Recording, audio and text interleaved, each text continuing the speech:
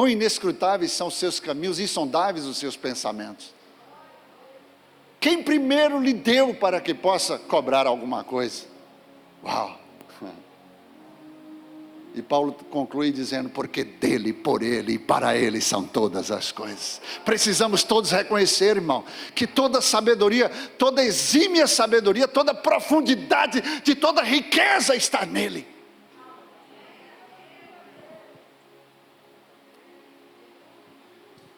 E aí Deus dá oportunidade a Manassés, e Manassés volta.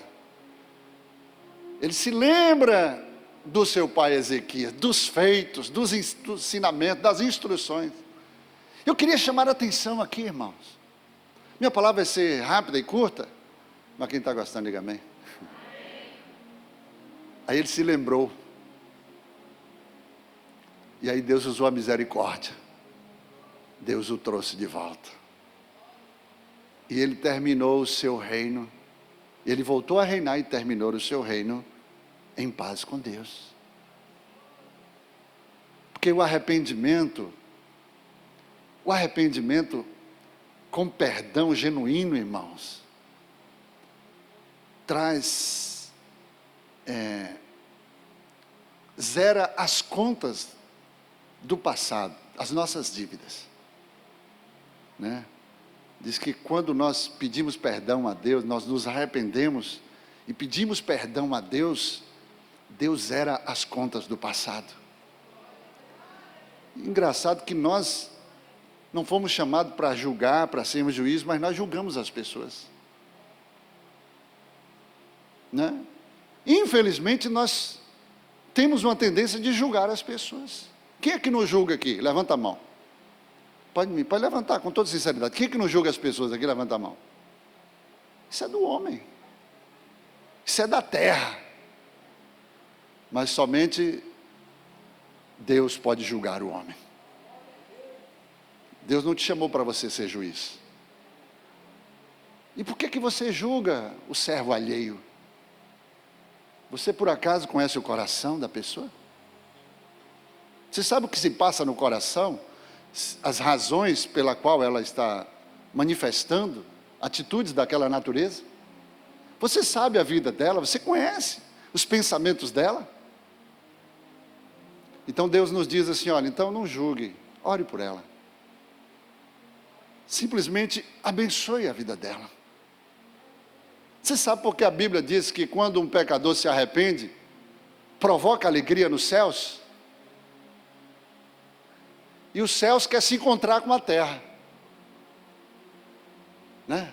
Quando um pecador se arrepende, derramando as suas lágrimas, Salmo 126 diz, aquele que leva a preciosa semente, cantando e chorando, certamente voltará, trazendo consigo os seus próprios molhos, a certeza da sua recompensa.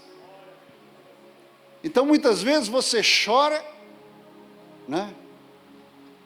Reconhecendo os seus erros, em arrependimento, isso provoca alegria nos céus, porque, aleluia, quando um pecador se arrepende, provoca alegria nos céus, e essa alegria, irmão, ela vai se cruzar, vai se encontrar, os céus vai se encontrar com a terra, por causa da alegria dos céus, e por causa do arrependimento na terra. Os céus vai estar em festa, amém? Mas é necessário nós reconhecermos que só em Deus há arrependimento. E você não pode julgar quando a pessoa se arrepende, você não pode julgar o que a pessoa está vivendo, a pessoa está passando. E nós temos essa tendência de querer apontar, de querer julgar.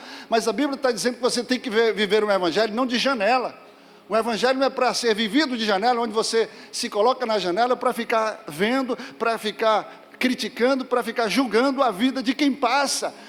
O evangelho tem que ser vivido como espelho, irmão. Você vai lá diante do espelho e olha para o espelho e olha para você, e começa a ver um evangelho a partir da sua própria vida, começa a fazer uma introspecção, aleluia, não da vida dos outros, mas da sua própria vida, para que você seja referência para os outros. para que assim como você faz, outros possam te imitar e possam fazer. Isso é através da humildade. É você, por mais conhecimento e crescimento em Deus que você tenha, porque quanto mais você cresce, você tem que se tornar humilde. Quanto mais você se aproxima de Deus, irmão, se você não se tornar mais humilde, isso não é verdade. Porque Paulo, quando teve experiência de ser arrebatado e ter revelações profundas que ao homem não era digno de compartilhar, ele esmurrava a sua carne e dizia: miserável homem que sou. Ele se sentia indigno. Mas tem gente que quanto mais recebe dons é diferente de intimidade. Tem gente que tem dons, mas não tem intimidade. Tem gente que tem intimidade e não tem nenhum dom.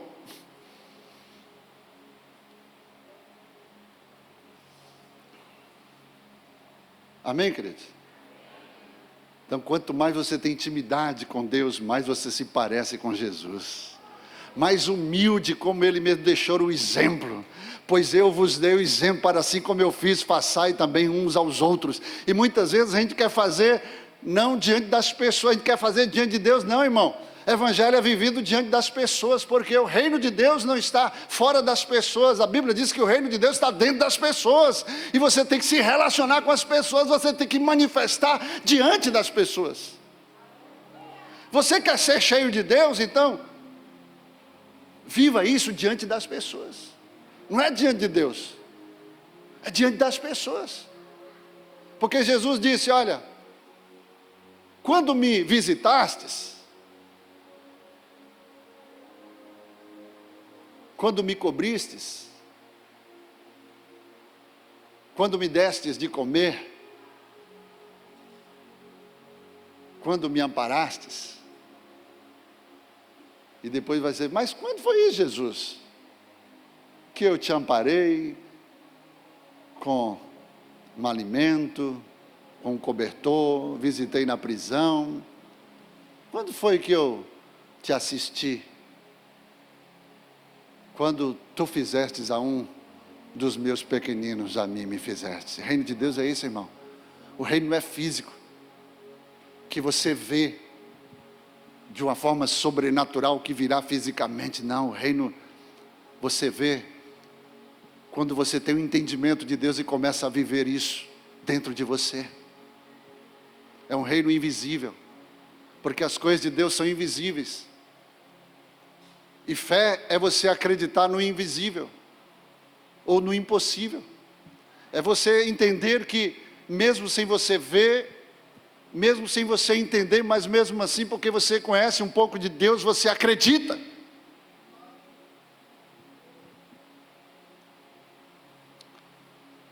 E aqui eu quero, para a gente encerrar,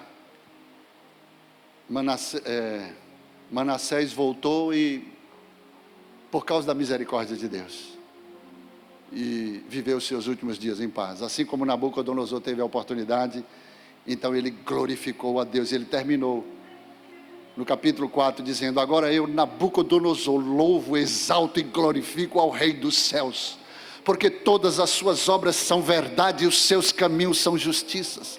Ele tem poder para humilhar os soberbos.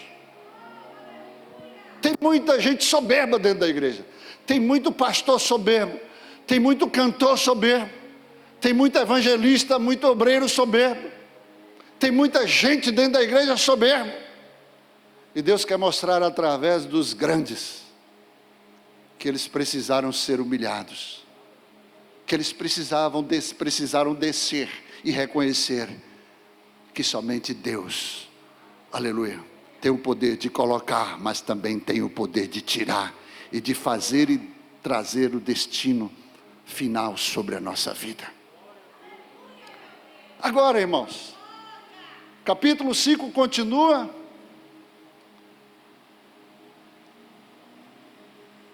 O rei Belsazar, filho de Nabucodonosor, ele não aprendeu com seu pai. Ele não aprendeu depois de tudo isso, de uma história, de um testemunho tão extraordinário do que aconteceu na vida dele. E eu posso imaginar que ele deve ter visto seu pai no campo, como bicho comendo capim, vivendo, né, como animal, e depois Deus o restituiu a glória a ele, a majestade, o poder, a honra, e ele reconheceu que ninguém pode dar glória ao homem, que somente o Senhor é digno de receber toda a honra, toda a glória, todo o louvor e todo o poder. E aí o seu filho não aprendeu a lição. O que ele começou a fazer? Começou a fazer aquilo que ele queria. Porque, irmãos, não se estarreça quanto às pessoas que hoje são humildes e quando elas chegam no poder, elas se esquecem do tempo da humildade. Esquecem dos seus dias quando começaram a sua jornada. Por isso que Deus falou para Davi, olha, nunca se esqueça de onde eu te tirei. Olha, que eu te tirei foi por detrás das ovelhas malhadas, das ovelhas rajadas. Eu te tirei, transportei para viver entre os príncipes e reis da terra. E te pus por cabeça de todo o teu povo. Olha só, a gente nunca deve se esquecer a nossa origem, de onde nós viemos. É bom de vez em quando a gente dar uma passeada lá na nossa manjedoura, né? De onde a gente veio, do nosso começo. Depois dá uma passadazinha na carpintaria, onde você aprendeu, né?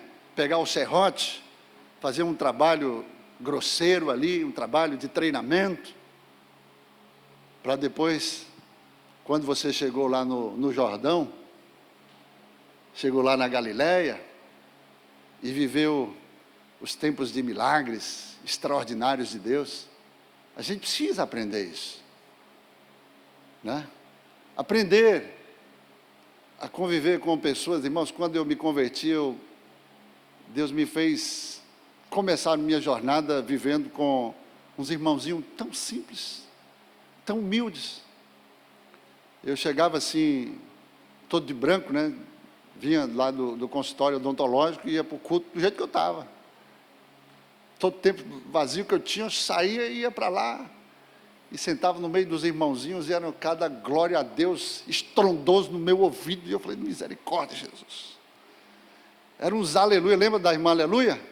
Era lá daquele tempo, e a irmã aleluia, quando disparava os aleluia dela, aleluia, aleluia, eu queria contar quantos aleluia era. Aleluia, aleluia, aleluia, aleluia, aleluia, aleluia. Eu falei, misericórdia, Jesus, precisa de tudo isso? E ali Deus começava a me tratar, me ensinar, me instruir, me capacitar para o propósito que Ele tinha na minha vida lá na frente. Hoje eu posso olhar para trás e nunca me esquecer, queridos, eu tenho o maior prazer quando essa mesma igreja me convida para ir, eu tenho prazer, irmãos, em pregar lá. E aí